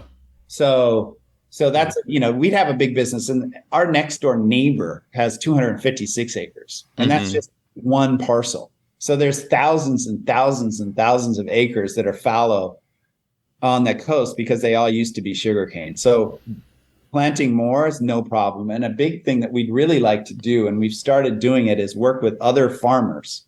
Right. To allow them to pick what do you like? What do you want to grow? And we'll buy it back from you. And then way, they could be farmers, and then they could, hard choice, easy life. They made the hard choice to keep their land and not sell it. What are you going to do with it? People start complaining. Well, we're not making any income. We might be able to pay, say, $10,000 an acre a year for the sugarcane you grow, and we'll buy that. We'll buy that from you. And we're making room for the Hawaiian culture to grow. Right? These plants sort of represent it's preserving something. Yeah. Yeah. Culture. Let's make room for that, and not as a commodity product, but as this highly valued plant. On the note of the cane varieties, all that stuff, one of the interesting things is you mentioned Ko Hana. They're doing their own thing over on Oahu, working with a lot of the same varietals. You guys are over on the Big Island. I'm assuming very different type, similar in some way, but very different type of field conditions, things like that. And that's kind of there are multiple pieces of terroir when people talk about that. Yeah. Some places are very focused on the parcel of land and what is the soil like, how close to the ocean is it, what kind of water does it get, that sort of thing.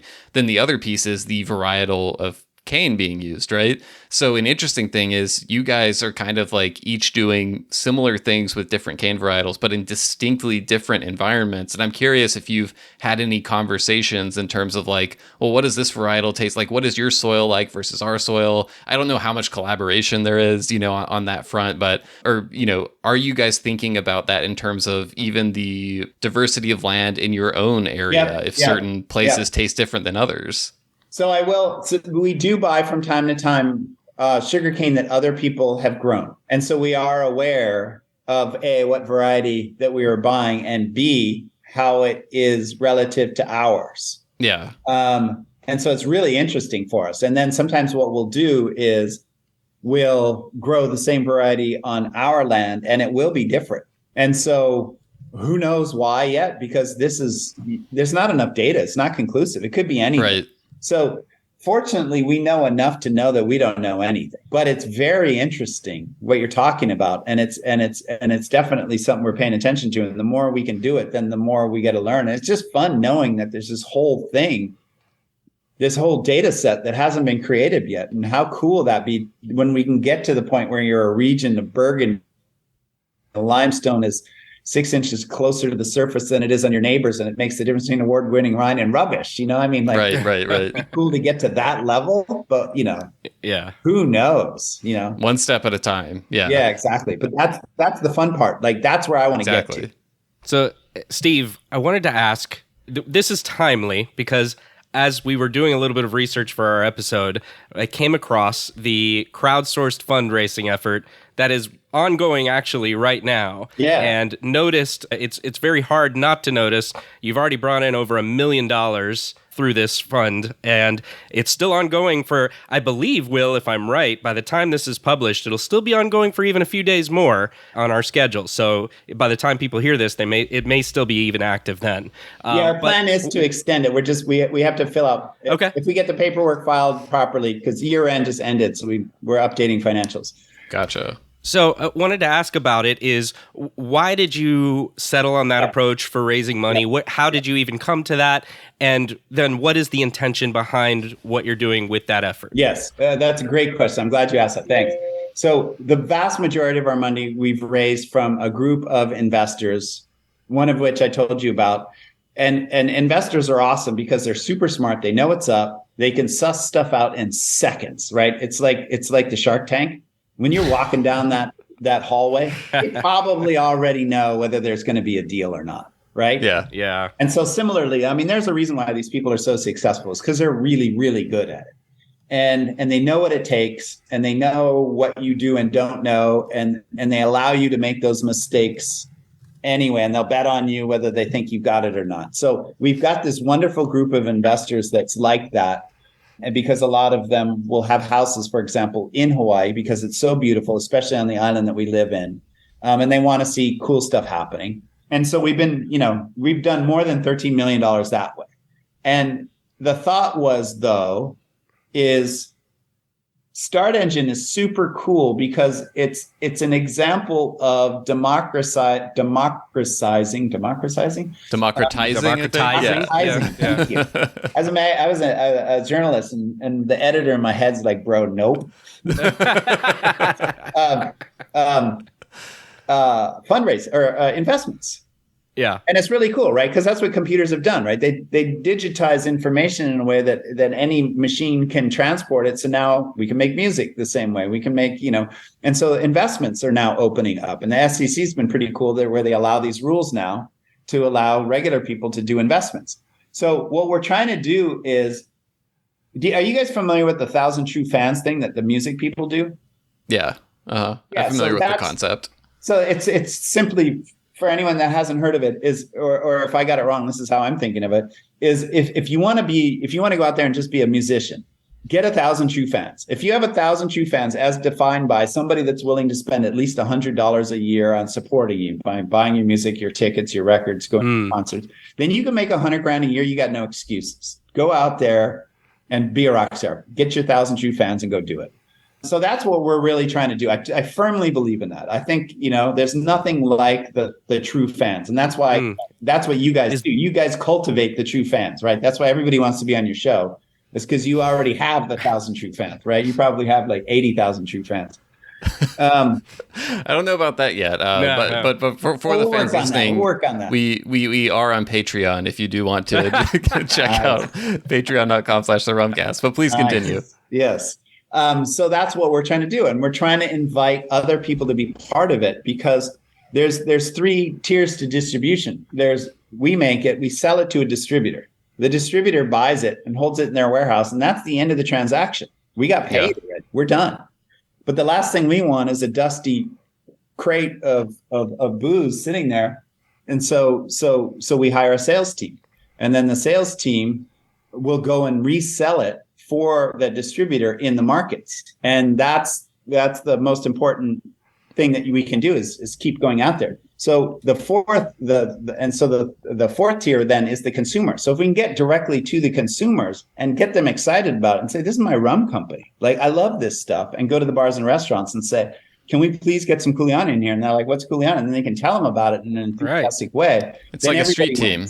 Yeah, we need 999 more Jeff Berries, and we're there. Exactly. They don't make 999 Jeff Berries. Thankfully. But that's why you guys are so awesome, is you guys have been cultivating this, stewarding this education of rum and creating this environment where people can get together and learn stuff. And so this is perfect. We're just trying to join the conversation. I think the rum community out there that's been around for, predates John and I by a lot, and, has put a lot of great stuff. I mean, people like Jeff, for example, who has been, hunting down classic cocktail recipes since the 90s and publishing, self-publishing little books and stuff like that. Yep. It's been going for a long time. So we're just trying to add to the conversation in a way. But yeah, no, I think it's really interesting. And, as a spirits consumer enthusiast, I've seen a lot I don't know about a lot, but I've seen a decent number of these kind of, various different crowdsourcing platforms over the years that spirits brands are doing. But I've never, I haven't consistently, I've never invested in one, and I've never really kept up with the outcome of them. But were there any examples that you looked at of ooh, this distillery did it and they did it in a really cool way, and we kind of want to emulate what they did? Or are you just kind of focused on, doing it y'all's way? Yeah, for sure. I mean, at the end of the day, you have to do it your way. But for example, one of the analogs that we used was a company called Ola Brewing. Okay. So OLA Brewing, and they're a beer company here on the Big Island.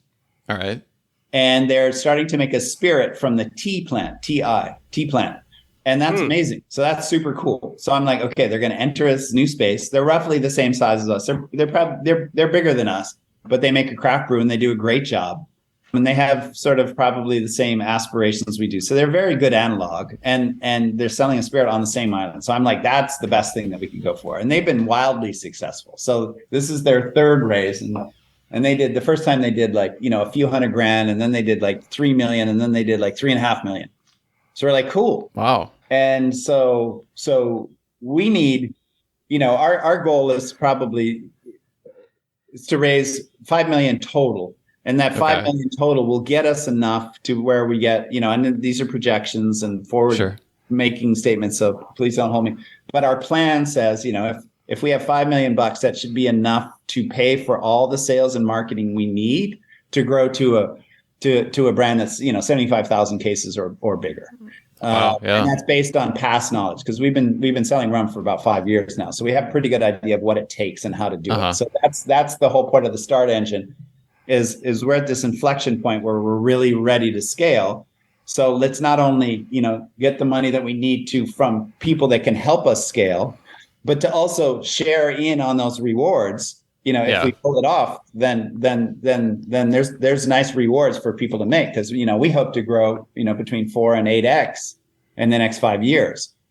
So that's kind of that's sort of what we're thinking, and we've seen other companies that do that, and they do such a good job. And we had some investors that were just like, it's cutting into what they do. This is, they've been wildly successful doing this stuff, and they don't need websites, in their way telling them this or that. But people see the synergy that can be gained. Some of them have said, you know what, I was a doubter on this, but I got about 6 or 8 companies that I'm sort of helping out on. I think I'm going to tell those CEOs to go check out Startup too, for example. So it's kind of neat. We're all part of this new thing that's happening, and it's kind of fun to see it happen. This tea plant, by the way, is I had to Google it once you brought it up. Yeah. I'm glad you did. It's beautiful. I thought it was Texas Instruments for a minute there. I thought they were making calculators also. Right, Texas Instruments. Right? Sorry, what's the tea plant, Will? Oh no, I'll show you. I'll share my screen so you can see it, John. It's there. It looks like some of them are green, but some of them have these beautiful red leaves on them. Yeah, multicolored. Yep. Have you tasted the beverage that they make from this plant? I haven't had their version of it, but I'm dying to. I've been talking to him about it for a while. It's not for sale yet, but if you know somebody, I think you can get some. And I do know somebody, so I should be able to get some. Yeah, you know someone. All right, yeah. It's pretty cool. It's on my list now, too. And apparently it's related to an agave plant. I'm not quite sure how. Okay. So that makes it kind of interesting, too, right? Yeah, for sure. So we had a product in Hawaii that's mostly folklore, because it was actually, from the stuff I've seen, it was actually really rum. But it's called okole hao. Yeah, I know. Some of Jeff Berry's, in some of his books, he has some recipes for cocktails. So okole hao theoretically is made from the tea plant. Oh, okay. Interesting. Because there was a lot of it, and when distillation came to Hawaii, people were looking for something to ferment. But when I'm looking back at the old ones, you actually see that it says sugarcane based spirit. So. Oh, interesting. Yeah, so I think they were doing some pretty good marketing back then. I know there's some real okole hao, but it's really hard to find the original stuff. Well, the last kind of area I wanted to talk about is a little bit about the future. And, one of the things we like to discuss with producers is just, how they're going about moving across the vast, complex market that is the United States, which I'm sure is only more vast and complex when you're all the way in Hawaii. You mentioned some of it there with the fundraising effort, and some of the markets you want to get into. Where are you in terms of progress of moving beyond Hawaii? And I'm assuming you go from Hawaii to West Coast, but before we started, you were also telling us you're in Massachusetts now. You're looking at Tennessee. So I was surprised to hear some of those, but where are you guys right now in terms of getting distribution in the US? Okay. So we're answer the question quickly. We're in 12 states. Okay. And we have a national deal with Southern. So we signed a national deal with Southern during COVID, because we picked them as our distributor in Hawaii because they're awesome in Hawaii. And we did so well that they actually called us up during COVID and said, they want to talk to us about a national deal. So we were delighted, because you don't propose to Southern, right? They propose to you. And so that was cool. So, and they've been an awesome partner with us. And then it's our job then to go ahead and open new markets, to support them with sales teams.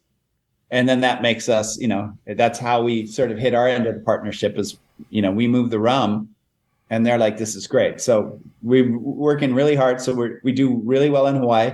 We're starting to grow in California. We're in Arizona, Nevada. We're all over the West Coast. We go as far as Texas. So most of the connected states all the way to Texas. And then we did open Massachusetts last year because of a friend said, it was an opportunity that we just took because we could, and it was cool. And the East Coast is obviously a big rum drinking part of the country. So our plans are is to grow, as quickly and as smartly as we can. So we hope to be in all 50 states, within 5 years or so.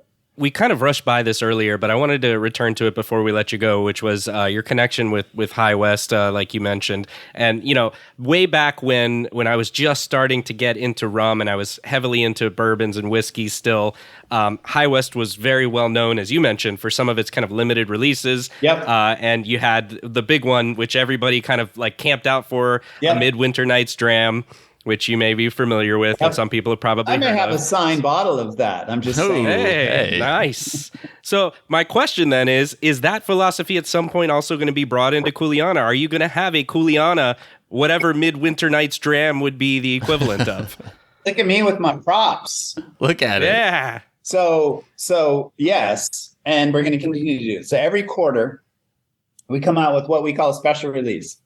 And a special release is one and done. And instead of just coming up with a blend of our own that's one and done, what we're really trying to do is showcase the fact that we actually try rums from all over the world all the time. And the number one thing is it can't have any colors, flavors, sugars in it. No additives at all whatsoever, period. And then when we find these rums, we try them and we fill them out and we have these databases and we're just constantly, it's like a casting company. You want to be an actor, come on in, we'll do a casting call with you. And then if we got a job for you, we'll let you know. So that's what we do. And every once in a while, we'll run across stuff that's so amazing, but so limited that we can't do anything with it.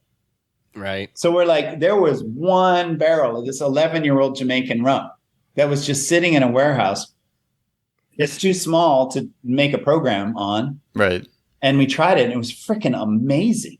And we're like, this stuff is incredible. And it's a true Jamaican rum that's unadulterated.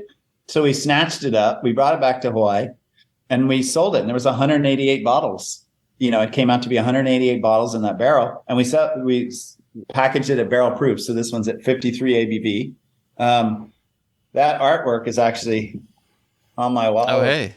There it is. Yeah. So that's actually a print that my mom had made that our brand manager thought would be really cool on this. And so it's, it's a coconut tree up close. That's awesome. Yeah. And this stuff is spectacular. So it's gone. Sorry. Except that bottle that you saved for yourself. Yeah. Not to brag. That you say for props. Not to brag, but it's one of 188. Oh, bottle number 1. There you go. I see that. Good to know, guy. And then the other one is, so then we had another one, this 15-year-old Panamanian rum. And again, we only had 2 barrels of this. So we do that. So every quarter, what we'll do is, as you would with your friends, when you go on a cool vacation, you want to share some cool stuff that you found that you had access to that they don't. That's what we want to do. We want to give rum fans access to something that we have because we're importers. That's a whole thing by itself. That's a new hat. That's another hat. Yeah. No, that's part of just blenders, right? In order to be an importer. So it's a completely different license than a distillation license. Right. And so we do that. And then, of course, the other thing that we do from time to time is, and we did it for the first time, is our own agricole, which is the magic ingredient blends. We actually sold that by itself. Yeah. Nice. And so, this was the 2023 limited release. I mean, you can see the color's lighter. We age it for 18 months because we don't want the barrel to take over too much. And we don't, we want that agricole to hang out. With you. Yeah. And then we also like to use second and third fill cognac barrels. So there's not a whole lot of charcoal influence and there's not a whole lot of oak juice and tannins. Yeah. So it's different and it's bold because it's not like everyone's like, oh, well, it needs to be dark. And like, no, it needs to be delicious. Right. And so that's kind of, that's what we're working on. So that's, again, that's only available at the Rum Shack. So basically every quarter you can expect something new and spectacular. And many times we're not taking credit for it other than that we found it and we're trying to share it with people. I'm glad that you brought up the aged release, because that was, the final thing I wanted to ask about before we let you go. Is just, I last time we talked, you mentioned you had some ex-cognac barrels you guys were doing stuff in. What is the state of the aging program? You mentioned that's 18 months. Yeah. Are you working toward, you have consistent aged releases that are blended, many of which feature your rum. Are there plans at some point in the near-term future to have a consistent 100% your rum aged release as part of the lineup? Or do you see it being a, limited, different quarterly release? Like, how do you see that? I don't mean to be coy, but I kind of like it as unobtainium. Okay, yeah. Because I'm totally fine with that. It's in the Hokule and it's in the Nanan. It's very present, right? Uh-huh. It's so we're selling a lot of it in those two products, and that's what makes those products, one of the reasons what makes this product so spectacular, but certainly what makes it totally unique. So it's absolutely, we're going to reserve it for that for sure. But I mean, to be honest, if we wanted to sell this at the same profit margin that a spirit should be sold at, it's wickedly expensive, which is, you want to get out of the farm business. So we just want to make it available. If you're a real fan, you'll find it. You'll get some. Yeah. And when you get some, you're going to be stoked. Right. And that's the idea. Like, if you don't know, then maybe you don't need one. Right. Like, if you're not excited about it, then have one. You're not cool enough yet. Well, no. There's a lot of great rums out there. Right. There's a lot of spectacular stuff. Right. And it's just like, if it doesn't matter to you, then you probably shouldn't have that one, because somebody else might want it more. Yeah. Well, I think you don't have to do everything from day one, right? And I know you guys have been around for several, 10 years? 10 years? Technically, and 5 as a product on the market.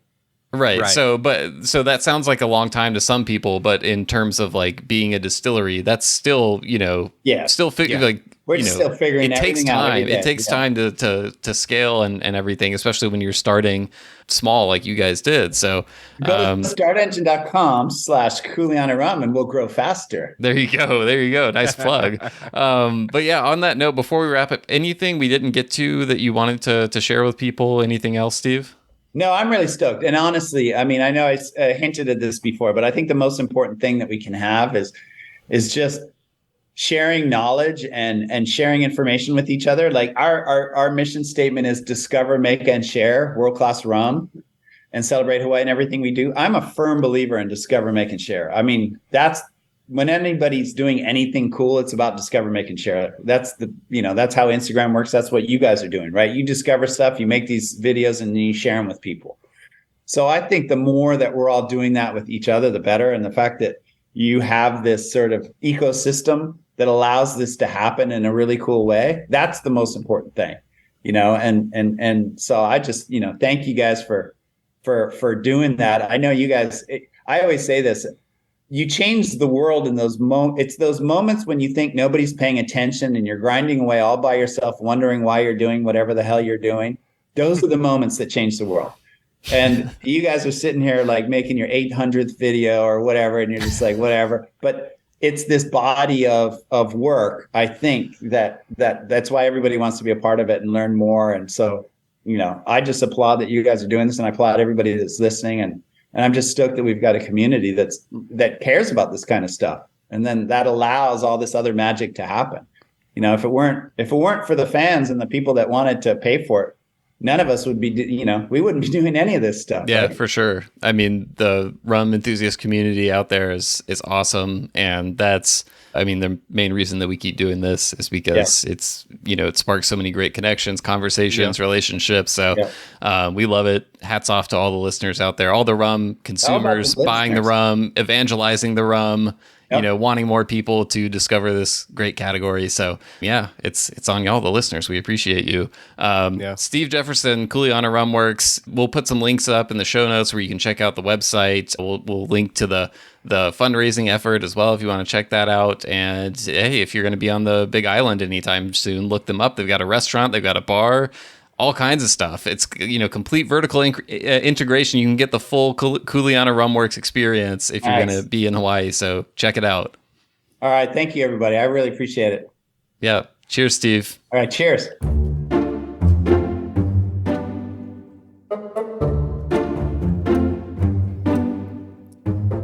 All right, everyone. Thanks so much for listening to another episode of the Rumcast. Like I said, we'll put some links in the show notes to check out what Kuleana is up to. And as I mentioned in the intro, if you have thoughts on minor differences in ABV, send us an email, host@rumcast.com, host@rumcast.com, or any other general rum and spirits thoughts. We'd love to hear them. And as always, you can also reach us on social media. John, where can they find us? Yeah, and if you want to chat about the episode or anything in the episode as well, at the Rumcast at Instagram, Facebook, and or Twitter. We're on all those platforms, as well as YouTube. We're picking up YouTube prescribers. YouTube subscribers all the time, which is kind of cool because we really don't do a lot of video content yet. But I know, Will, we had talked about, it's kind of in the plans. We're getting there, and I know actually Steve had shown us a few things we should make sure to put in the show notes or somewhere on the website. Some of those pictures that he showed us, because some of those are really beautiful, and it's a beautiful place there. So yeah, reach out to us on any of those channels, and we're happy to comment and get back to you there. Also, if it's not a 3,000-word email, save the 3,000 words for the emails, what I should say. And the 3,000-word DM would be a new level, I think. How many DMs would that actually take you? I don't know. Because it cuts you off. I don't know. Maybe like 10. I don't know. Too many is the answer. Too many. All right. Well, until next time, we look forward to hearing from everyone, or not everyone, but anyone who desires to write in, contact us. We'd love to hear from you. But John, until next time. Cheers. Cheers.